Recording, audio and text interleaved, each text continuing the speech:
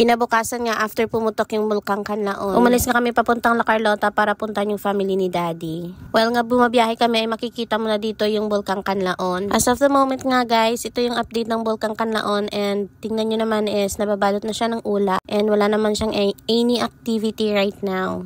Dumating na nga kami dito sa La Carlota City and ito na nga yung kanilang plaza guys. And kung nakikita nyo parang normal lang din yung kanilang pamumuhay dito after pumutok yung bulkan. And ayan, yung iba nga hindi pa nag-face mask. Stop over nga muna kami dito sa kanilang city kasi hindi pa nga kami nakakain, so nag-lunch kami dito. After nga namin kumain ay pumunta na kami sa family ni Daddy. Pagdating nga namin doon ay hindi na namin naabutan sila ni Nanay. Meron din kasi silang feeding sa kanilang baryo. Nag-volunteer nga kasi sila sa feeding at isa sila sa mga public servant dito sa La Carlota guys. Kaya nga naman nag-decide muna kami ni Daddy na pumunta muna ng Gintubdan para maka-explore at makakuha ng magandang view doon sa Mount Kanlaon. Doon nga kanina sa city ay hindi nga masyadong maamoy yung sulfur. Pero dito nga pagpasok mo sa Gintubdan ay maaamoy mo na talaga yung mabahong na parang hindi ko alam kung hindi ko ma-explain kung ano yung kanyang amoy, pero parang alam mo yung semento na meron siyang bakal na merong ginagrind na bakal. Parang ganun siya guys. Habang nga binabaybay namin itong daan ay naabutan namin itong mga bumbero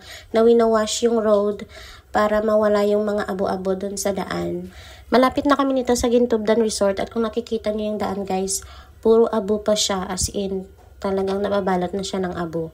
And yung mga halaman sa paligid niya yun guys, puro abo yan, ashes from a volcano. And alam nyo ba guys, napansin ko dito sa mga halaman is nagiging grayish na, nagiging red na yung mga dahon.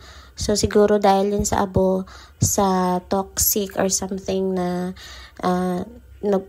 napapalitan yung color ng mga halaman. And anyways, ayan, palapit na kami ng palapit dyan sa resort. Alam niyo ba guys, na sobrang ang ganda dito sa Gintubdan kasi once na akong pumunta dito. And overflowing yung water nila and sobrang lamig and sobrang malinaw guys. Hindi ko talaga malimutan na experience ng pagpunta ko dito sa Gintubdan ay nakita ko yung tubig kung saan lumalabas. Lumalabas yung tubig guys sa isang malaking puno na may malaking butas. And grabe yung pressure ng tubig as in, and sobrang lamig siya guys na pwedeng kayong magpakol ng inyong mga soft drinks at mga inumin. And sa ilalim pala nung pinagliguan namin doon, kasi yun na yung top ng resort, meron pala siyang falls doon sa ilalim.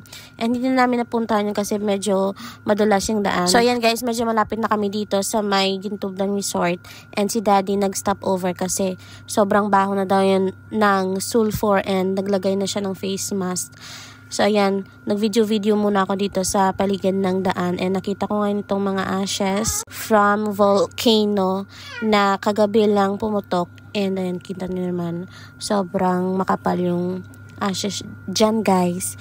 And sobrang mabaho na guys ng sulfur. Amaze na amaze mo nga ako kasi first time kong makakita ng volcano ashes. And first time ko rin makaamoy ng sulfur. And na-realize ko nga ganito pala yung amoy ng sulfur. Sobrang ambaho and hindi kinaya ng dibdib ko guys. So ayan. After nga ni Daddy maglagay ng face mask ay nag-drive na siya papunta dun sa Gintubdan Resort. Patuloy lang kami muna sa pagda-drive. And plano nga ni Daddy is round trip kami papuntang Maaw, Bago. So, hindi ko nga alam yung trip niya. So, sabi ko nga sa kanya is bumalik na kami kasi parang hindi ko kinakaya yung amoy ng sulfur. Pero siya, nagda-drive lang kasi nga yun nga sana yung plano niya. Pero alam niyo guys, maya-maya nag-U-turn siya kasi nga hindi na niya kaya din yung amoy.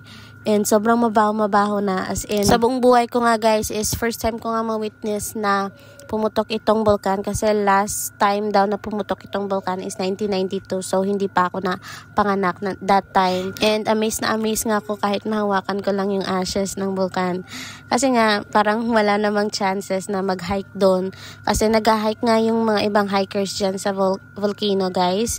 And sobrang ang ganda ng view dyan. So, since na ako takot talaga sa mga ganyan-ganyan, at least diba, kahit dito sa malapit na experience ko yung kung ano yung itsura ng ashes ng vulkan at makita kong pumutok yung vulkan. So anyways guys, hanggang dito na lang yung ating mini vlog and update sa Mount Kanlaon, and I hope you enjoyed this video. And please guys, don't forget to follow in my page and TikTok as well as in my YouTube. So see you again in my mini vlog. Goodbye.